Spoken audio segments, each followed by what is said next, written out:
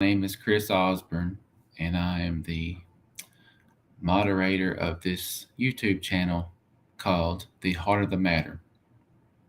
And I originally created this channel to do Bible studies. And I'm going to do a short Bible study tonight, but I witnessed something last night that I can't unsee, and it's bothering me. And I'm up at 3:30 this morning doing this live Bible study because my heart is broken for the homeless in our community. And we did what we call a cold run last night through my Alabaster Bag Ministry, and we're a Christian ministry that serves our local homeless and food insecure friends. And in this cold run, when the weather is either really cold, extremely cold, or extremely hot, extremely cold for a cold run, we go out and we take the blankets and coats and gloves and hats and things that they need to them to make sure they have what they need to survive the night for the people who don't have a place to stay and are either sheltered or they won't receive shelter because they refuse for whatever reason. And I can't get into that right now, but um, I want to start by doing a little Bible study in 2 Samuel chapter 11, and then we'll get back to the other issue. Let me get back to my page. Thank you all for joining me for my post that we're going to read here in a minute. But thank you all for joining me this morning. And I know I look rough. I just woke up. I'm tired. But you'll understand after I do my little Bible study. So I'm going to read one verse in 2 Samuel 11, but I'm going to give a little description to set it up for you this morning. So in 2 Samuel 11, verses 1 through 10, it describes, or somewhere in there, it describes David, all right, King David, over the whole nation of Israel.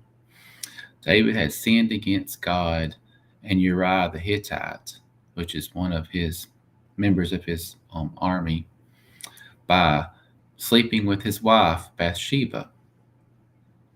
This happened while Uriah was away at the battlefield, fighting for his kingdom.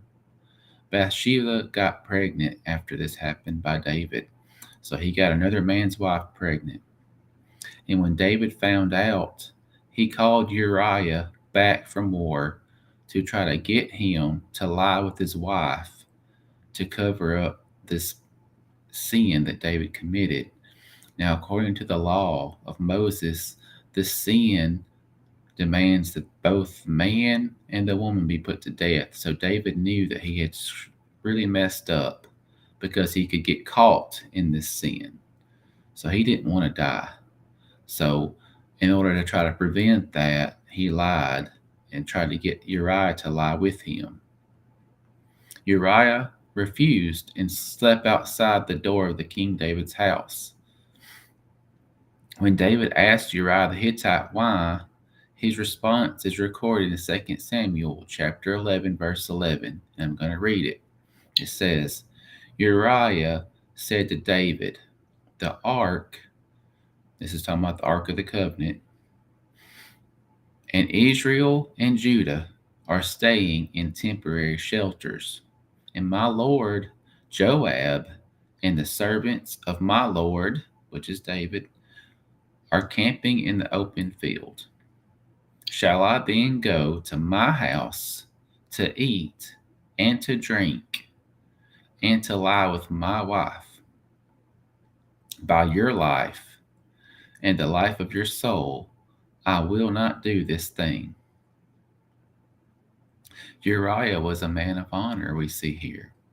He couldn't imagine being in a place of comfort, knowing that his brothers were out in battlefield, in temporary shelters or the open field. Tonight, it was cold outside.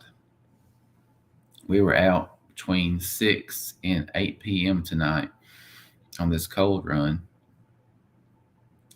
And the temperatures hadn't even reached freezing yet. The wind was blowing out of the northwest at about 9 miles an hour, so it was a really cold wind, and we were already cold. And as a believer, should I be able to lie comfortable in my own bed in the warmth of my own home while my fellow brothers and sisters that are homeless are sleeping outside? And the answer I'm asking for myself is no, because I woke up this morning and to a post that the lady who's over our ministry that I was out in the cold run with made, and I read it, and it breaks my heart.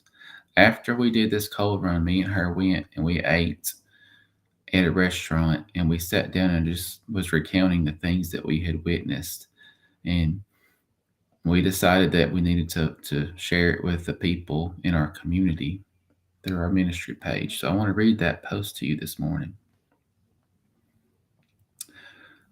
And this is from Alabaster Bag Ministry. You can see the scrolling thing at the bottom to how to like our page.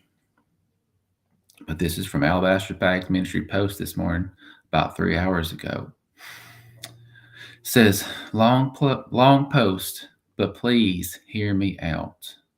We are so grateful for all those who dropped off donated cold weather items. You keep us stocked so that when the temps drop like they do, we are prepared and can mobilize at the drop of a hat. The need for the cold weather run was great. We, Jamie, Michelle, and I, this is the lady who made the post, gave out all the coats, hoodies, blankets, gloves we had, and they just kept coming. The wind kept blowing. I was so cold. I can't imagine them sitting out in it all day. As I pulled away, my mind was racing, and E and P, and these are the first initials of the people that we were helping, immediately came to mind. We won't share their names because of confidentiality. Chris caught up with me, and we made another run to the stone house to pick up more blankets, gloves, hoodies, etc. We sought out to find E and were shocked when he refused to accept anything we offered. Chris told him that we love him. E quickly responded, "If you loved me, you would get me off the streets and into a house." I'm going to add to her post here because I was there and witnessed this. He walked away from us and we stood there shocked. I didn't know what to think. She didn't know what to think. But all I could do is start praying for him. And she didn't say this, but I will, because this is a truthful post here. He walked back to that place that he was in camp tonight. And after refusing help from us and multiple people, he thought he might die tonight in this cold. And he was willing to take that risk for himself because he wants people to see the truth about how he's been treated. And that's all I'm going to say about it. And I don't agree with his decision. That ain't my decision to make. But I didn't agree with it. And we tried to reason with him the best we could. But he was not in the state of mind to be reasoned with tonight. He was not happy.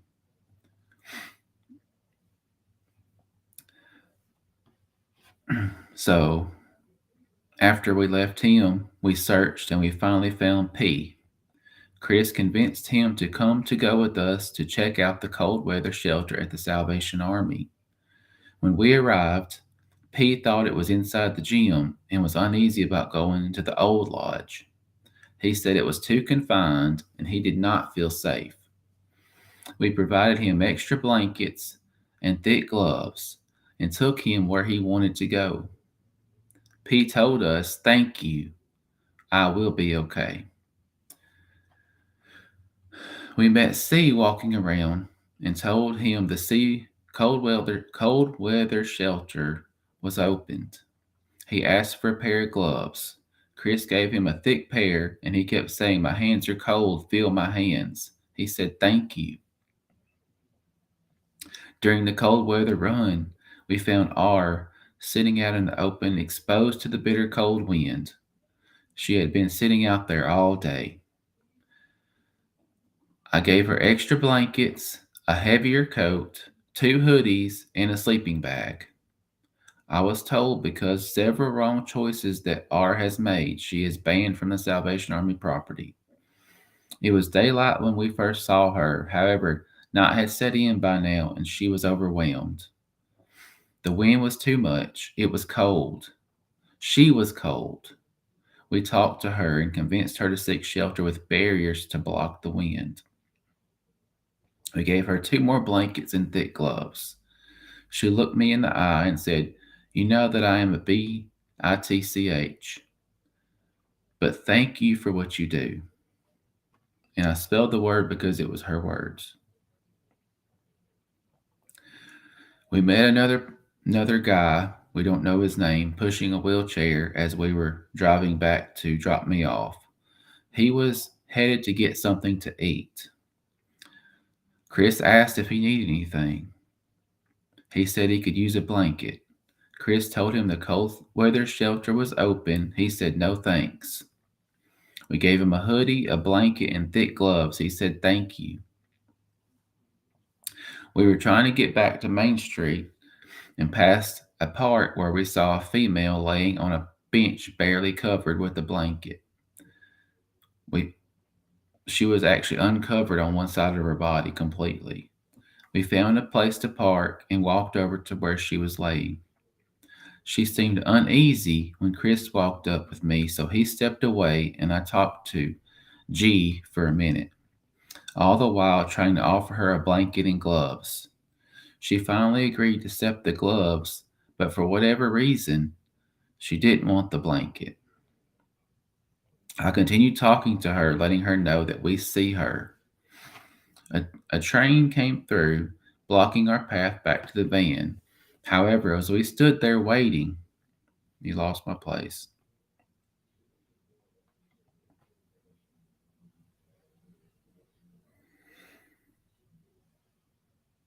Okay.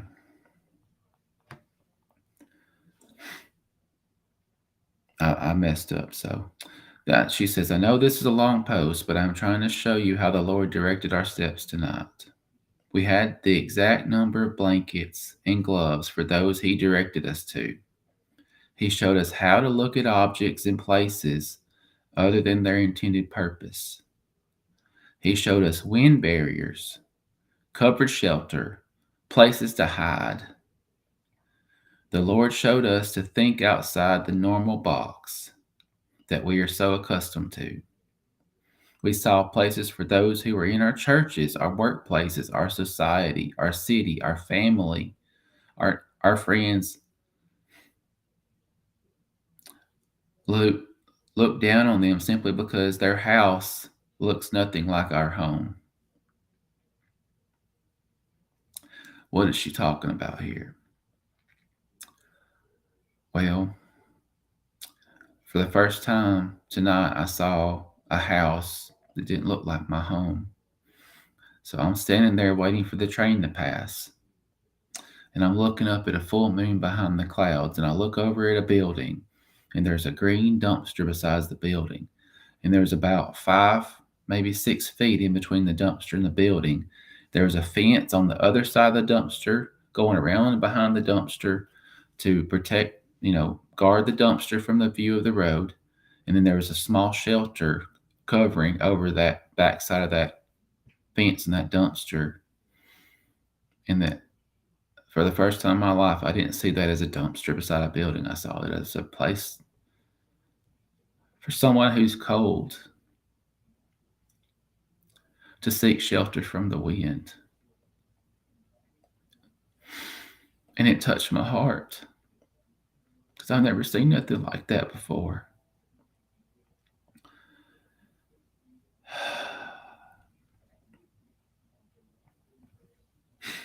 God help us all that we are so caught up in our focus, caught up and focused on our own stuff that doesn't really matter. How many times have you heard or read that Jesus commanded us to love one another? Or another good one, deny yourself, pick up your cross, and follow me.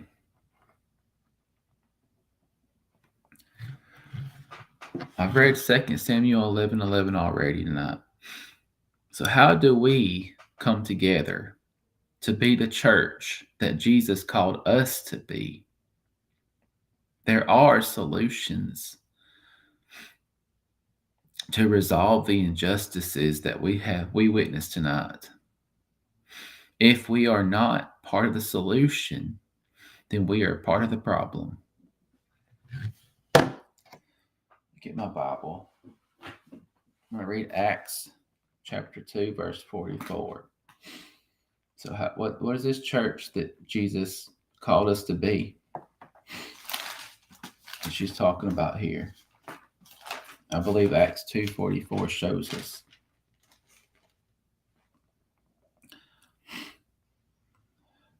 And all those who had believed were together and had all things in common. In 45, and they began selling their property and possessions and were sharing them with all, as anyone might have need.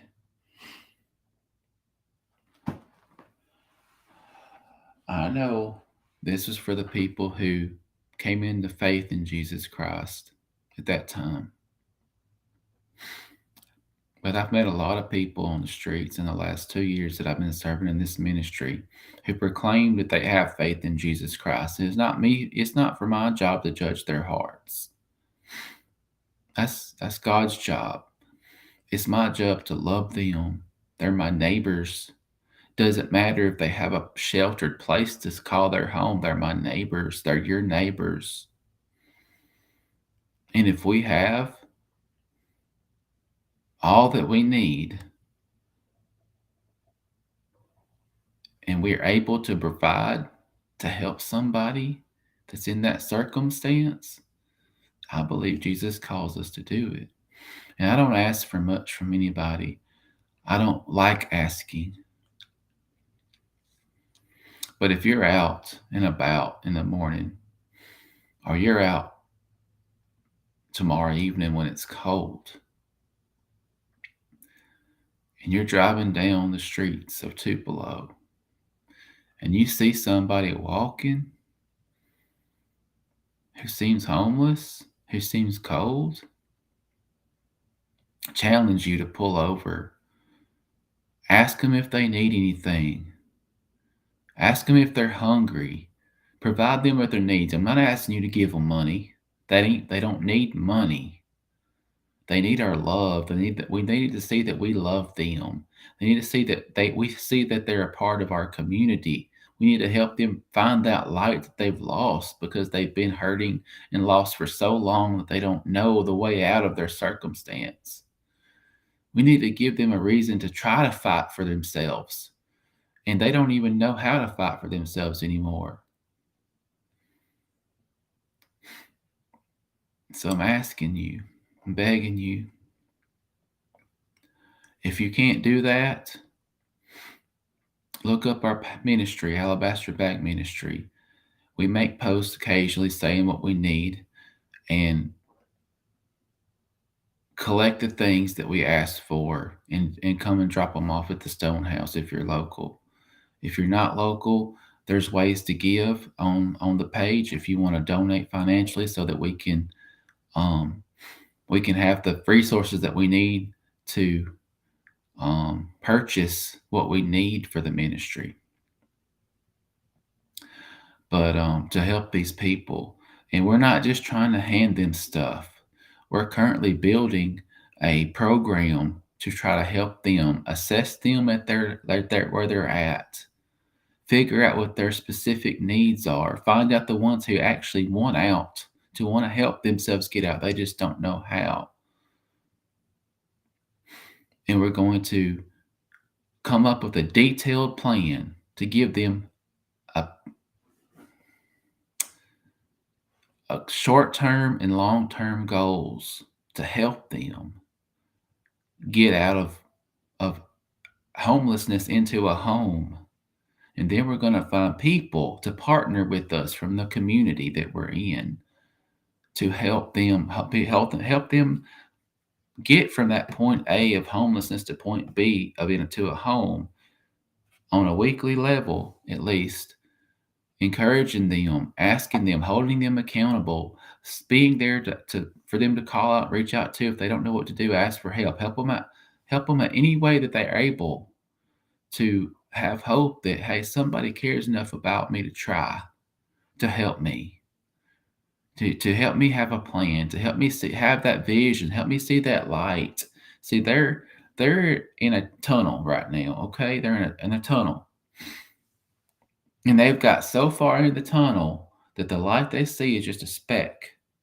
Barely you can see it, and they don't even know which. They don't even know if that's truly the light or not. They don't know if that's a light or if it's like a glow fly, firefly. They don't know. They don't know which direction to go to that light. They don't see the light that big enough to feel like it's reachable right then. So we need to help them have opened up their eyes to see that light, that true light that they can go to. Now, light is Jesus Christ. We want to lead them to Christ if they don't know Christ. That's our ultimate goal with this ministry. But we do that through love.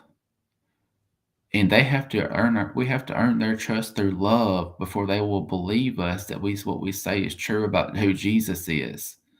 And that's the purpose, is to show them through our actions the love of Christ so that they see Jesus in us and they want that and they ask us how to get that. And we pray with them and I've done Bible studies with them. I'm do all that I can do. But I'm just one person. She's just one person. And God is sending us people to help. We need men to come out. We need men to step up. Because the majority of our homeless are men and street are men. And we need men to come out and show them the love, because a man will respect another man before they respect a woman. So we need men to show up if possible. So our ministry meets on Saturdays at 11 a.m. Across the street from the Salvation Army, and on Wednesdays at noon across the street from the Salvation Army in Tupelo. So if you want to show up and help see what we do, if you want to show up and volunteer, if you want to show up and ask questions about how you can give, um, the Stone House is on McCullough Boulevard in Tupelo. If you want to drop off items on the back porch of the Stone House, please do so. We need men's stuff mostly, but we'll take any cold weather items right now from men or women. But we need hats, gloves, blankets, coats, hoodies, sweatpants, joggers, just whatever you can either have that's extra or you can afford. We will appreciate it, and they will appreciate it. See, people ask, why do you keep giving clothes? The truth is, they don't have storage like we do. They don't have a dry place to keep stuff. They don't have a place to keep their day and their night items, because in Mississippi it's not cold all the time. So when it gets hot, they got to take off some of their layers, and if they don't want to wag them around, they got to stash them somewhere. So either they stash them somewhere, and people may steal it. We've been hearing stealing a lot lately from between each other, because they don't have nothing. They don't have a choice. They're surviving. They're in survival mode. So they may either be stealing from each other, or it may get wet if it rains before they can get back to it, and they have to throw it away. So or they may throw it away because they don't want to wag it around all day if it's too hot and it's not going to get cold for a while. So they're in constant need, and we don't want to have to keep handing out. That's why we want to try to help them find a home if possible. But this is multifaceted. There are multiple levels of obstacles that we have to overcome. One obstacle is transportation, for example. If they don't have a vehicle, then they can only work within walking distance. So we get them a job, help them get a job, and they start working. Well, they can only work within a couple of miles. It's not reasonable to walk other than that for them. So they go to get a job, and then we get them into housing through Mute or something. Well, they send them to Verona, or a place where their housing is available they can afford for them to stay in and pay for them for a year. Well, then that's not close enough for them to walk back and forth to work. So then they have to lose their job. So a lot of them were refuse housing because they don't want to, they don't know where else to work. Or if they don't refuse housing, they lose their job. They get somewhere where they don't have access to the same um, work ability to find a job. So it's a cycle. They might stay there for a few months or a year, and at the end of that year, they're right back out on the streets because they don't have stability.